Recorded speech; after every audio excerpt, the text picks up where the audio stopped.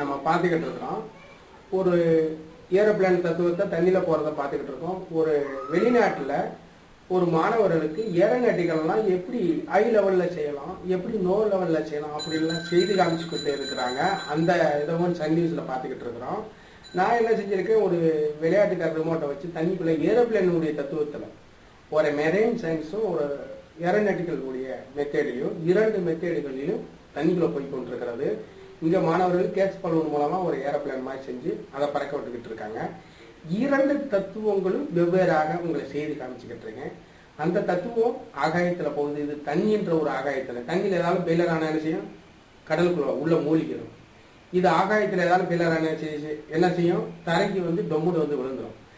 இரண்டு ஆகாயத்திலையும் இரண்டு மாதிரி வேலை. இப்போ கொஞ்சம் கவனம் குறைவனால போய் கட்டடத்தில் போய் மோதிரிச்சு. எந்த ஒரு பொருளை இயக்கும் போது அந்த கவனங்கள் சரியான முறையில் இருந்தால்தான் அந்த பொருளை வந்து சரியான முறையில் இயக்க முடியும். இப்போ பார்த்தீங்கன்னா ஒரு பேப்பரில் பறக்க வைத்து கொண்டிருக்கிறார்கள் மாணவர்கள். ஒரு அறிவியல் ரீதியில் செய்து அதை உயரிய தொழில்நுட்பத்தை எளிய தொழில்நுட்பமாக செய்து கொடுத்துருக்காங்க. அந்த வெளிநாட்டில் அந்த மாதிரி ஒரு கம்பெனி அந்த மாணவர்களுக்காக ஸ்பான்சர் பண்ணி செய்து அதனுடைய இயக்கத்தில் நம்ம பார்த்துக்கிட்டு இருக்கிறோம். இந்த சைடில் விளையாட்டுக்கார ஒரு டப்பா, ஒரு டிவிடி மோட்டார் இதை வச்சு ஒரு ஏரோப்ளேன் தத்துவத்தில் சைடில் வர போய்கிட்டு இருக்குது. இரண்டுக்கும் என்ன வித்தியாசம்னா, இதுவும் ஹை லெவல் திங்கிங். இப்போ நீங்கள் பார்த்துக்கிட்டு இருக்க நான் செய்ததும் ஹை லெவல் திங்கிங். ரெண்டுமே தெராசில் சமமான அளவில் இருந்து கொண்டிருக்கிறது. இப்போ இது மாதிரி தான் சயின்ஸு எல்லா நாடுகளிலும் இருக்க வேண்டும். இது மாதிரி இருந்தால் தான் இந்தியா 2020 வல்லரசு இந்தியாவாக உருவாகும். அறிவியலை அறிவியலாக விளையாடாம அறிவியலை மாற்று பொருளாக செய்யுது. இன்னைக்கு பார்த்தீங்கன்னா இந்த கேஸ் பலூன் வந்து இவங்களாம் செஞ்சிருக்கிறாங்க, ஊதி இது பண்ணி அதை ரெடி பண்ண மாதிரி இருக்குது. அதே மாதிரி பேப்பரில் ஒரு விமானமாக பறக்க விட்டாங்க, அதுவும் ரியலாகவே இருக்குது. இந்த நியூஸை நீங்கள் கேட்டு பார்த்தீங்கன்னா உங்களுக்கு ரொம்ப ஆறுதலாக இருக்கும். இது மாதிரி நம்ம மாணவர்கள் செய்யணும் அப்படின்ற ஒரு எண்ணங்களும் உங்களுக்கு வரும். இப்படி தண்ணிலையும் நம்ம ஒரு விமானமாக செஞ்சு நம்ம ஓட்டணும் அப்படின்ற ஒரு எண்ணமும் உங்களுக்கு எழுமுன்றக்காண்டி இந்த பேப்பரில் பறக்கிற அந்த விமானத்தை பாருங்க. ஒரு சாதாரண ஒரு எக்ஸர் போட்டாவுடையதை தான் ஒயிட்டில் வச்சு அதை பண்ணியிருக்கிறாங்க.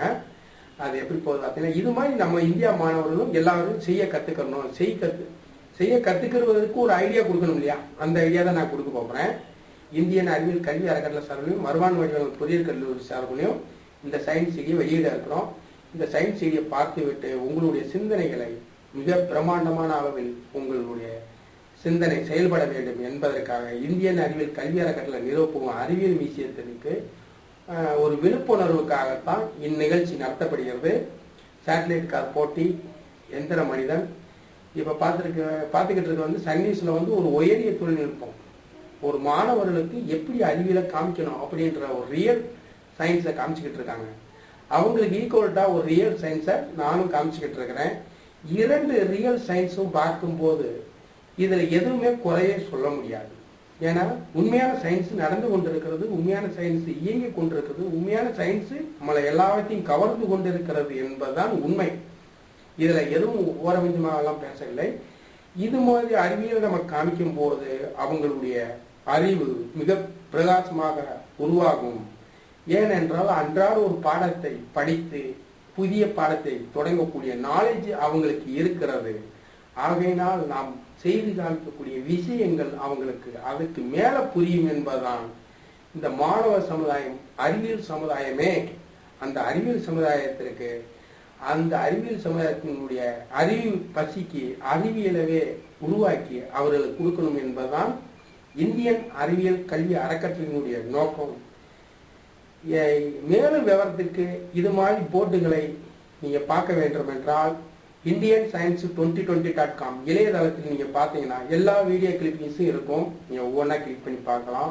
உங்கள் சயின்ஸ் சிடியும் நாங்கள் எல்லா கதையிலையும் கொடுப்போம், எல்லா காலேஜுக்கும் கொடுக்க போகிறோம். சேட்டலைட் கார் போட்டிக்கு எல்லா வைத்தியும் அழைக்க இருக்கிறோம். வந்து சேட்டலைட் கார் எப்படி இயங்குது, எப்படி இயக்குறாங்க அதெல்லாம் பார்த்துட்டு நீங்களும் இது மாதிரி போட்டியில் கலந்து கொண்டு ஒரு பெருமைக்குரிய மாணவர்களாக உருவாக வேண்டும் என்பதற்காக இந்த சன் நியூஸில் வந்த அந்த செய்தி, அந்த வீடியோ கிளிப்பிங்ஸும் இப்போ அதனுடைய வாய்ஸ் வரப்போகுது. அந்த வாய்ஸ் வரும்போது எப்படி இருக்கு, என்ன மாதிரி சொல்றாங்க அப்படின்னு பார்ப்போம். இதில் ஆசிய கண்டத்தின் பல நாடுகளைச் சேர்ந்த மாணவர்கள் கலந்து கொண்டு தங்கள் திறமைகளை வெளிப்படுத்தினர். மாணவர்களின் விஞ்ஞான அறிவை வளர்க்கவும் ஊக்குவிக்கவும் அனைத்து நாடுகளிலும் பல வகையான போட்டிகள் நடத்தப்படுகின்றன.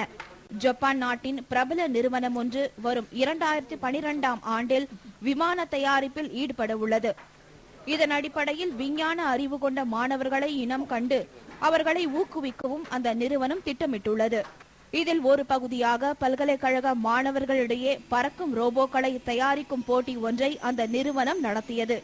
டோக்கியோவில் நடத்தப்பட்ட இந்த போட்டியில் ஜப்பான் மட்டுமின்றி தென்கொரியா போன்ற நாடுகளைச் சேர்ந்த மாணவர்களும் கலந்து கொண்டனர். இந்த போட்டியில் பங்கேற்பவர்கள் 150 கிராமுக்கும் குறைவான எடை கொண்ட பறக்கும் இயந்திரங்களை தயாரிக்க வேண்டும் என நிபந்தனையும் விதிக்கப்பட்டிருந்தது. ரிமோட் கண்ட்ரோலில் பறக்கும் அந்த ரோபோ பொம்மைகள் குறுகிய இடைவெளிக்குள் புகுந்து செல்ல வேண்டும் என்பது போன்ற நிபந்தனைகளும் இந்த போட்டியில் விதிக்கப்பட்டிருந்தன. ஏராளமான மாணவர்கள் இந்த போட்டியில் கலந்து கொண்டு தங்கள் திறமையை வெளிப்படுத்தினர். இதில் சாட்டோ என்ற 21 வயது மாணவர் உருவாக்கி இருந்த பறக்கும் மீன் அனைவரையும் கவர்ந்தது.